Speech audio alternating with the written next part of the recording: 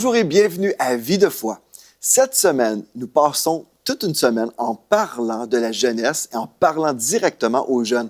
Donc, je vais te tutoyer cette semaine parce que c'est un temps où on peut être vraiment un à cœur avec le pasteur Joël et toi, le jeune. Mais si tu es plus vieux, OK, si vous êtes plus vieux, vraiment, ce message s'adresse au plus grand public aussi. Mais vraiment, je voulais prendre ce temps personnel un à un.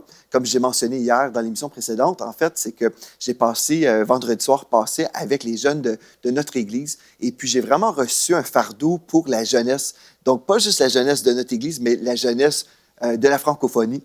Je crois qu'il y a plusieurs jeunes qui ont besoin d'entendre le message que Dieu m'a donné. Pourquoi? Parce que c'est vraiment la vérité de la parole de Dieu. Ce n'est pas mon message comme tel, c'est le cœur de Dieu que j'ai reçu dans ma propre vie, que je veux vous communiquer. Donc, aujourd'hui, la première chose que j'aimerais établir avec toi, c'est que vraiment, tu as de la valeur aux yeux de Dieu. Vraiment, tu as de la valeur aux yeux de Dieu. Et en fait, quand on a cette révélation que nous avons de la valeur, c'est alors qu'on peut croire qu'on a une destinée. Mais quand on s'imagine bien, bon, je suis juste un accident, par exemple, ou bon, mes parents m'aiment, c'est vrai, mais si on n'a pas vraiment une grande révélation de la valeur que nous avons aux yeux de Dieu, on peut prendre des décisions et vraiment, on peut se laisser influencer par le monde, par nos amis. Mais quand on réalise à quel point Dieu nous aime, que Dieu a vraiment investi son plus grand don, en fait, son amour pour nous, c'est alors qu'on peut réaliser que, ah bien, je dois prendre des bonnes décisions dans ma vie. Je dois vraiment considérer l'amour que Dieu a investi pour m'avoir. La première chose que j'aimerais vous lire aujourd'hui, c'est dans Jean chapitre 3, verset 16. Un verset qu'on a souvent entendu citer. Et je vais prendre le temps aujourd'hui avec toi. J'aimerais ça que tu comprennes aujourd'hui que Dieu t'a donné, en fait, son cadeau le plus précieux. Il a donné son Fils pour toi.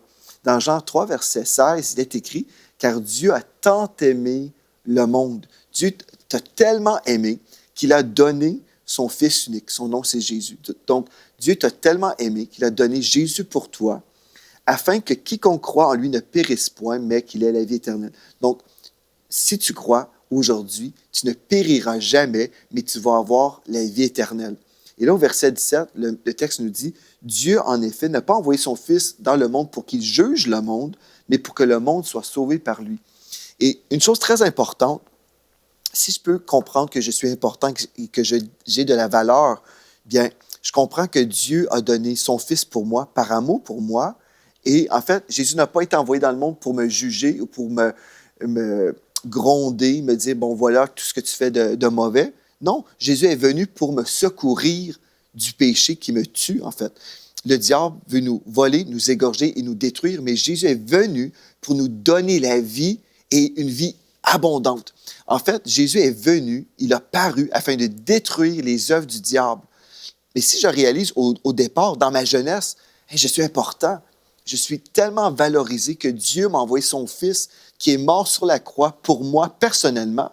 Et là, je peux prendre des bonnes décisions dans ma vie. Puis la première chose que je voulais juste te partager aujourd'hui, c'est que tu es précieux. Même si à l'école, peut-être, les jeunes peuvent peut-être te narguer, te ridiculiser, te dire que tu es vraiment sans valeur, Dieu dit le contraire. Dieu dit « je t'aime ». Peut-être c'est ton père ou ta mère qui te disent « ben tu vaux rien » ou « tu vas toujours être un échec dans la vie » ou peu importe, peut-être on a déclaré des paroles difficiles, des paroles dures, méchantes, cruelles. Et Dieu, en fait, est un Dieu rempli d'amour pour toi.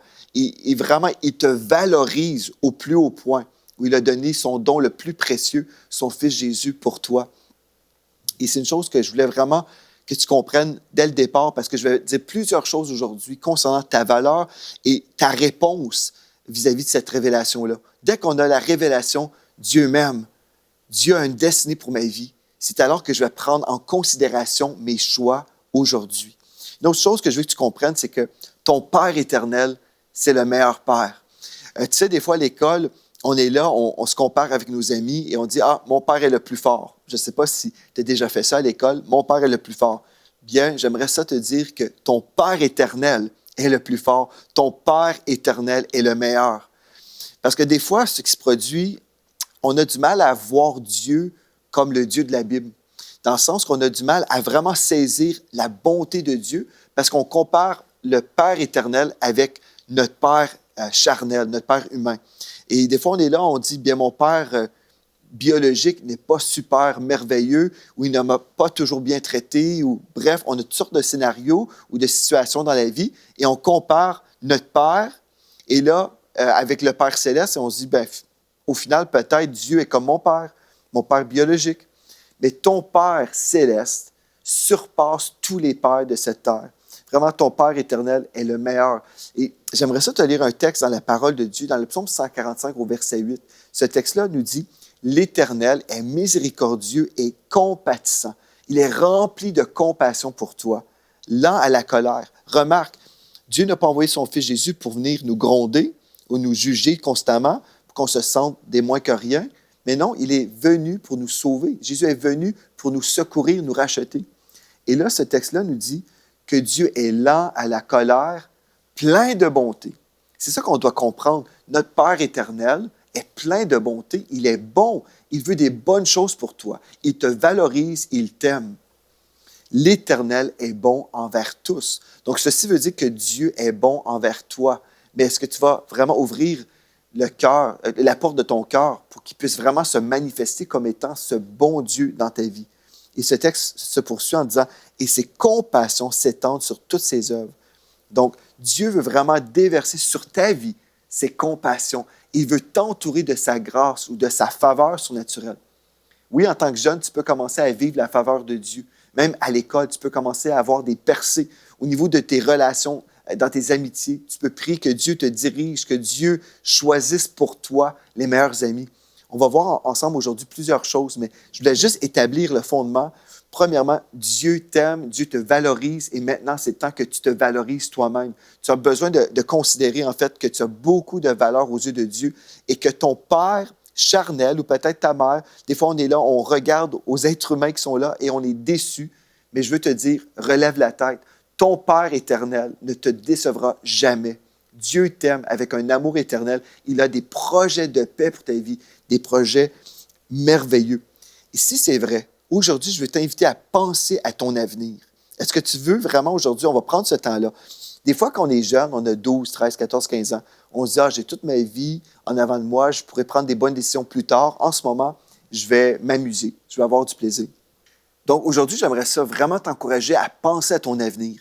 Des fois, on est là, on est jeune, on se dit, j'ai toute ma vie devant moi, je peux vraiment prendre des décisions plus tard ou plus tard, quand je serai plus vieux, puis là, je vais prendre des décisions. Mais là, en ce moment, je veux juste avoir du plaisir. J'aimerais ça t'encourager aujourd'hui et réaliser que tes décisions d'aujourd'hui ont vraiment un impact sur toute ta vie. Des fois, on ne le réalise pas. Mais comme j'ai partagé hier, puisque j'étais vraiment sauvé depuis l'âge de 3-4 ans, bien, à cause de ça, j'ai pu vraiment nourrir ma relation avec Dieu, j'ai pu grandir et mes autorités spirituelles ont discerné que j'étais vraiment un chrétien, j'étais vraiment engagé avec Dieu. Et à cause de ça, ils m'ont laissé beaucoup de place où j'ai pu me développer. Et comme je me développais, bien là, j'ai vraiment poursuivi dans les voies de Dieu. Et au lieu de prendre plein de détours et d'être blessé dans la vie, j'ai été épargné de plein de choses difficiles. Mais pour entrer dans ton appel, dans ta vie, tu dois réaliser, oui, j'ai de la valeur, Dieu a une destinée pour ma vie et je dois réfléchir aujourd'hui, même si j'ai 13 ans, je dois réfléchir aujourd'hui aux décisions que je vais prendre. Donc, choisis, et là je mets entre guillemets, choisis ton Église d'une façon intelligente. Et là, peut-être tu vas dire, bien là, à 13 ans, on va à l'Église de nos parents. Je n'ai pas à choisir. Mais en fait, choisis, maintenant j'aimerais ça m'adresser aux parents. Parents, choisissez une bonne Église pour toute la famille. Mais toi, en tant qu'enfant, si tu es dans une Église que tes parents choisissent, choisis d'avoir la bonne attitude dans tes pensées. Choisis d'être dans la bonne Église dans tes pensées. Parce que c'est vrai, c'est nos parents qui choisissent typiquement notre Église. C'est sûr et certain. Mais j'aimerais ça parler aux parents, comme j'ai dit, vraiment chercher la face de Dieu pour être là où Dieu vous appelle.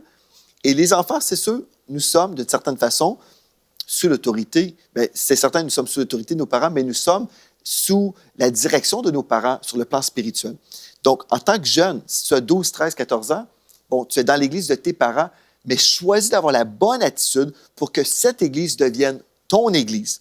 Et je t'encourage aussi de parler avec tes parents, d'avoir cette relation et vraiment partager tes rêves à tes parents, ton désir de servir. Tu devrais avoir cette relation avec tes parents où tu peux t'ouvrir le cœur et dire, papa, maman, j'aimerais ça faire telle chose à l'Église. Je veux vraiment grandir dans les voies de Dieu.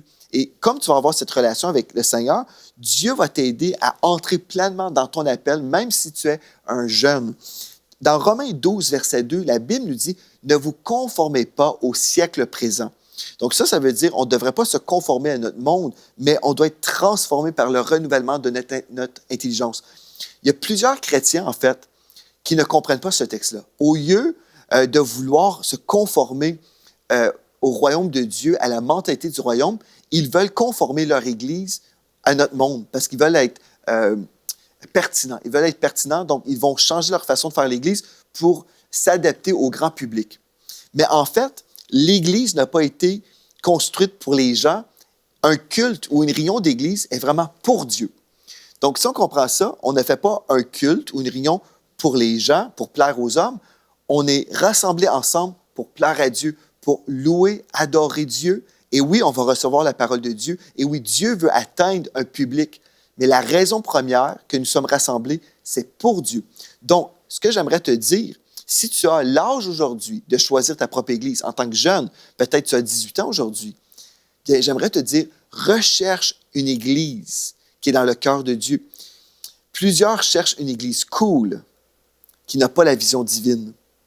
Aujourd'hui, j'aimerais te dire, ne fréquente pas une Église proche de ta maison ou proche de tes valeurs mondaines, mais cherche plutôt une Église qui a le cœur de Dieu. C'est une chose très importante. Des fois, on est là, on dit « Ah, bien, je suis proche de telle Église » ou « Mes amis sont dans telle Église ». Mais si l'Église est mondaine, si l'Église se conforme au siècle présent plutôt que se conformer vraiment à la vision divine, même dans ta jeunesse, tu dois chercher la face de Dieu. C'est sûr et certain, quand on a 12-13 ans, on va aller à l'Église de nos parents, typiquement. Mais quand on arrive à un certain point, on a l'âge de prendre une décision pour nous-mêmes. Peut-être, c'est ça, tu as 18 ans, 19 ans. On peut choisir plusieurs choses dans notre vie. Bien, prends en considération vraiment l'Église que tu fréquentes. Parce que des fois, nos jeunes sont là, ils fréquentent l'Église qui est cool. Mais ce n'est pas ça que Dieu t'appelle à rechercher premièrement. L'Église qui est cool, qui est populaire, qui est à la mode. Ce qu'on veut, c'est la mode du ciel, pas la mode des hommes. Et ça ne veut pas dire que la mode du ciel doit être démodée puis qu'on doit repousser les gens. Ce n'est pas ça que je suis en train de dire. Mais les valeurs au centre de cette Église doivent plaire à Dieu. On est là pour plaire à Dieu. Puis ça, c'est super important parce que si on essaie toujours de plaire aux hommes, bien, on va essayer au niveau de notre Église, mais aussi dans toutes nos relations de la vie, en fait. Ce qui m'amène à mon prochain point. Ne te conforme pas non plus à la pression des faux amis. Ne te conforme pas à la pression de ces faux amis. La raison pourquoi je dis ces faux amis-là, parce qu'en fait, des amis véritables nous acceptent tels que nous sommes. Puis j'aimerais ça prendre du temps maintenant avec toi, juste pour t'aider à comprendre une chose très importante. Si tu es obligé de te changer constamment pour plaire à tes amis, bien, ces amis-là ne t'aiment pas véritablement. Parce qu'un ami véritable va t'aimer tel que tu es. C'est vrai ça. Tu dois pouvoir être naturel, être toi-même et pas changer pour plaire aux hommes. Dans ta vie d'école, par exemple.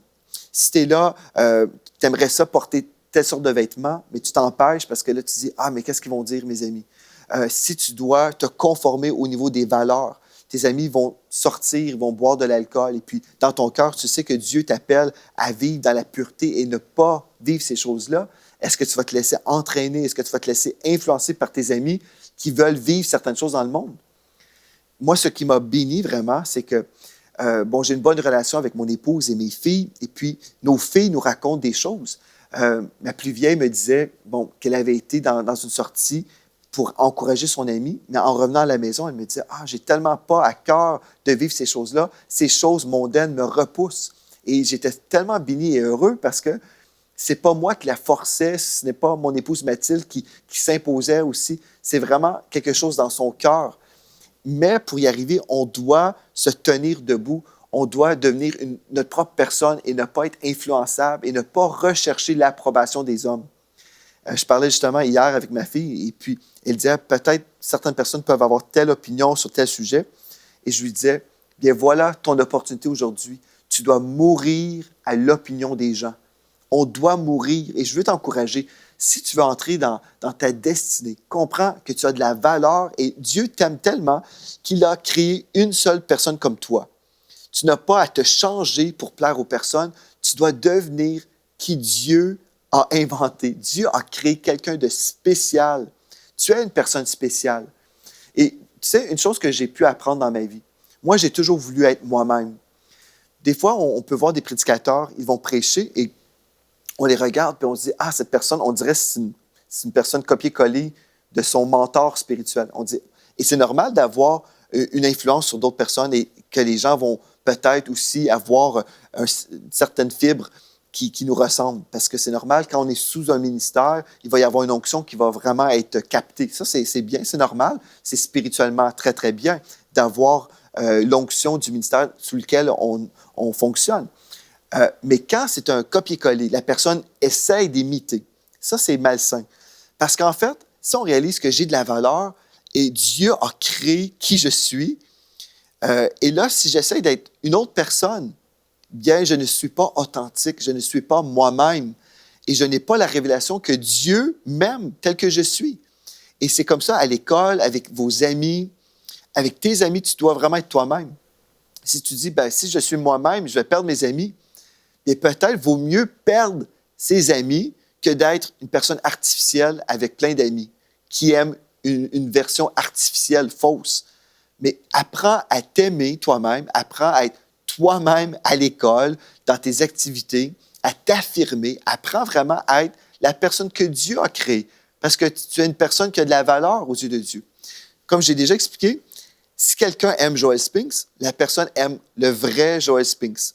Moi, je n'ai jamais essayé d'être comme quelqu'un d'autre, de prêcher comme quelqu'un d'autre, de chanter comme quelqu'un d'autre. Je n'ai pas ce désir-là parce que j'ai compris, ben, Dieu a façonné qui je suis. C'est lui qui m'a créé. C'est lui qui a créé les dons, les talents. Et si quelqu'un n'aime pas Joel Spinks, bien, il n'aime pas Joel Spinks parce que je suis qui je suis. Mais imagine, si j'essaie d'être quelqu'un d'autre, si j'essaie d'être comme un prédicateur ou un chanteur, et là, la personne n'aime pas mon imitation, peut-être si j'avais été moi-même, peut-être ces personnes-là auraient aimé qui je suis vraiment. Et j'aimerais ça t'encourager. Cesse d'essayer de plaire aux hommes. Cesse d'essayer de plaire à tes amis. Mais sois toi-même et recherche à plaire à Dieu tout simplement. Recherche vraiment à vivre pour Dieu aujourd'hui. Et oui, il peut y avoir un certain prix. Mais moi, je préférais être seul à l'école. J'aimerais ça te dire, moi, j'ai accepté de vivre une certaine solitude à l'école plutôt que de vivre avec plein de personnes et être dans le péché. Pour moi, non. C'était vraiment pas mon désir d'être avec plein de personnes et avoir ce malaise constamment. Et puis oui, des fois, j'expliquais à mes filles comment je vivais ça à l'école. Des fois, je me retrouvais seul à la bibliothèque, je faisais mes devoirs à l'avance. Et d'autres fois, j'étais avec des amis, mais je ne recherchais pas vraiment l'approbation des personnes dans mon entourage. Moi, je recherchais plutôt l'approbation de Dieu. Et à cause de ça, oui, il y a une certaine souffrance parce que la Bible nous dit en fait qu'on peut vivre de la persécution pour la cause de Christ. C'est vrai ça. Mais pour moi, ça valait le coup parce que puisque je mettais Dieu en priorité dans ma vie, j'ai eu des grâces, j'ai eu des faveurs que les personnes dans mon entourage ne vivaient pas. Je me souviens, j'étais en voyage à l'âge de 17 ans. Je voyageais avec mon oncle. J'ai vu des miracles, des guérisons surnaturelles. Je voyageais même en tant qu'ado parce que j'avais des opportunités ministérielles, parce que je marchais avec Dieu. Mais imaginez si j'étais hypocrite, si je marchais dans le monde et là, j'allais à l'église en tant qu'hypocrite. Le dimanche, j'étais chrétien et la semaine, j'étais païen. Je pense que mes autorités spirituelles auraient discerné que j'étais un faux chrétien et j'aurais été brimé dans ma vie. J'aurais été ralenti dans mon progrès spirituel. Donc, des fois, il vaut mieux souffrir un peu à un certain niveau pour vivre la plus grande bénédiction et la joie de servir le Seigneur. Donc, ne te conforme pas aux pressions de tes faux amis, mais accepte d'être qui tu es. Sois courageux, respecte-toi, affirme-toi dans tes goûts. Amen. Refuse de suivre la foule, mais deviens un leader en choisissant ta propre route. Moi, je crois qu'il y a plusieurs jeunes qui suivent, une personne qui suit une autre personne. Mais on peut devenir courageux et dire, non, moi, je vais devenir un leader. Et j'aimerais ça le dire sur ta tête aujourd'hui. Je le déclare sur ta tête. Tu n'es pas obligé d'être un suiveur. Mais tu peux suivre le Seigneur Jésus-Christ et les gens vont te suivre. Donc, tu ne suis pas un homme de ce monde, mais tu suis l'homme par excellence, le Seigneur Jésus-Christ. Et c'est ça que je veux déclarer sur ta vie. Sois un leader pour les gens dans ton entourage. Amen. Il y a un vieux proverbe qui dit, un leader que personne ne suit est simplement une personne qui prend une marche. Mais prends une marche avec des personnes qui vont te suivre. Oui, c'est vraiment mon cœur aujourd'hui. Je veux t'encourager. Tu as de la valeur. Et si tu as cette révélation, c'est vrai, j'ai de la valeur. C'est vrai, j'ai une destinée. Mais qu'est-ce que je fais de ma vie? Je suis en train de suivre des personnes. Et ces personnes-là, qui sont vraiment dignes d'être imitées. L'apôtre Paul a dit à son fils spirituel, « Imite-moi comme j'imite Christ. Fais exactement comme moi. » Mais en ce moment, si tu imites quelqu'un qui ne mérite pas d'être imité, mais pourquoi le fais-tu? Pourquoi tu fais ça, là? C'est parce que tu vas accepter des amis à l'école? Mais si tu dis, oui, mais si je suis différent, si je suis moi-même, je vais perdre mes amis. Et après, on peut survivre la perte des amis, n'est-ce pas? Oui, on peut survivre ça. Ne te conforme pas aux valeurs mondaines. Dans Marc 13, verset 31, la Bible nous dit, « Le ciel et la terre passeront, mais mes paroles ne passeront point. » C'est ça que le Seigneur Jésus a dit. Le ciel et la terre vont passer, mais la parole de Dieu ne passera point. Oui, la parole de Dieu est toujours à mode au ciel. Et c'est la réalité. Donc, en fait, si je comprends ça, bien, je vais aussi me préserver.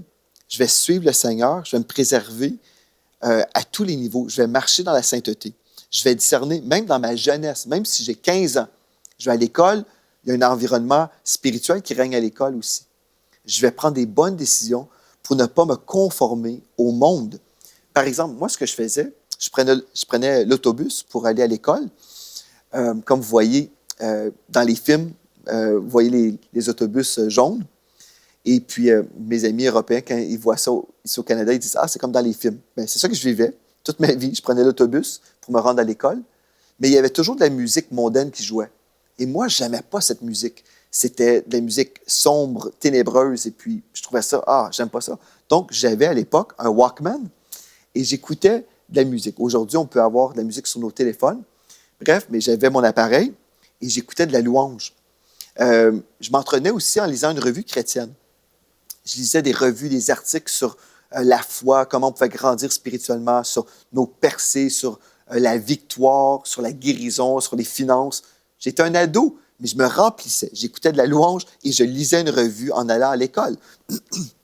Et aussi, quand j'étais à l'école, je m'investissais aussi dans les classes pour avoir des bons résultats, mais aussi je passais du temps à évangéliser. C'est une chose que j'avais à cœur. Je voulais partager la bonne nouvelle et tout le monde à l'école savait que j'étais chrétien.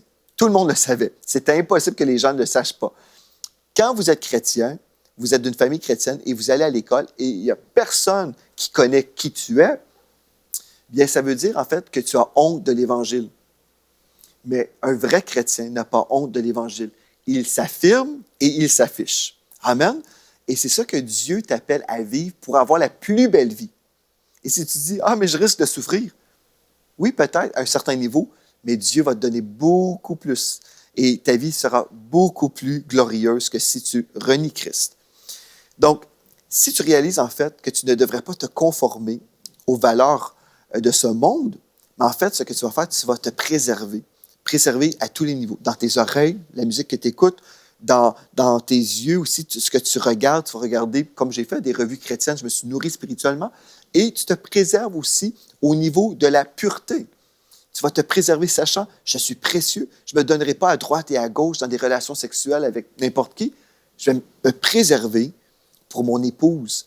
Le jour de mon mariage, ça sera la première fois que je vais avoir de l'intimité comme ça, parce que je sais qui je suis. Dieu m'a donné son cadeau le plus merveilleux, le plus généreux. Il a donné son Fils Jésus pour mourir sur la croix, pour me sauver de la mort, pour me sauver de l'enfer, pour que je puisse rencontrer la source de vie. Dieu t'aime avec un amour éternel. Tu as de la valeur à ses yeux. Mais si tu ne crois pas que tu as de la valeur, Au lieu de te conformer au royaume de Dieu, tu vas te conformer à tes amis. Tu vas te laisser influencer par tes amis. Tu vas te laisser influencer par les valeurs de ce monde. Dans ce monde, on va dire toutes sortes de choses. Ah, c'est correct de boire de l'alcool et de s'enivrer. C'est correct de se donner à droite et à gauche dans toutes sortes de relations sexuelles, vivre avec quelqu'un avant d'être marié. Il y a toutes sortes de mentalités dans notre monde. Mais si tu n'as pas de valeur, tu dis, ah bien, je suis juste une bête évoluée. On peut même croire dans l'évolution. Et dire, ah, moi, je suis juste un animal, supposément. Un animal, pas de valeur, pas de destinée. Je fais juste ma vie comme ça. Et ça, c'est un mensonge. J'aimerais te dire, non, tu n'es pas une bête évoluée. Non, on peut t'enseigner à l'école que tu es le résultat de l'évolution, d'un Big Bang. Mais ça, c'est un mensonge. En fait, Dieu avait un projet pour ta vie, dès ta conception, tout comme Jérémie le prophète dans la parole de Dieu. Comme tu étais dans le ventre de ta mère, dans le sein maternel, Dieu est en train de te tisser. Il avait une destinée pour ta vie. Dieu a vraiment un plan spécifique pour ta vie. Dieu t'aime, mais tu dois accepter son amour et tu dois aussi recevoir la révélation que tu as de la valeur. Si tu as de la valeur aujourd'hui, si tu le crois, là, j'ai de la valeur, tu dois te préserver. Tu dois t'engager avec Dieu. Tu dois vraiment prendre la décision, je refuse d'aller à droite, à gauche. Je refuse de prendre des détours dans le monde, mais je veux marcher avec Dieu. Je veux être à sa poursuite. Et comme tu es à sa poursuite, tu peux aussi emmener des gens avec toi. Tu peux influencer des gens vers le bien. Tu peux semer cette bonne nouvelle en parlant de Jésus. Moi, j'ai eu la grâce de conduire des amis à l'école au Seigneur. J'ai eu cette grâce de prêcher l'Évangile avec mon témoignage personnel, mais ensuite, avoir des cœurs à cœur avec des personnes. J'ai eu la grâce de prier. Je me souviens avec une jeune fille qui me disait, « Tout ce que tu me dis, je le reçois dans mon cœur. » Et j'ai prié et cette jeune fille a donné sa vie à Christ. Après, elle a été transférée, son père a été transféré dans une autre nation et je n'ai jamais revu cette jeune fille-là, mais je sais qu'elle a reçu le don de la vie éternelle. J'ai semé la bonne nouvelle dans plusieurs vies et je sais que cette semence va rapporter pour la vie éternelle. Vraiment, tu as de la valeur. Est-ce que tu peux accepter aujourd'hui vraiment la vérité que je t'ai prêchée? Tu as de la valeur aujourd'hui. Valorise ta vie, valorise ta destinée. Prends de bonnes décisions, de sages décisions et que la gloire de Dieu puisse éclater dans ta vie, même dans ta jeunesse. Et je dis, Dieu te rend vraiment fort et courageux pour dire oui à son appel. Amen. Gloire à Dieu. On va poursuivre dans cette discussion demain. D'ici à demain, je déclare sur toi, tu es richement béni.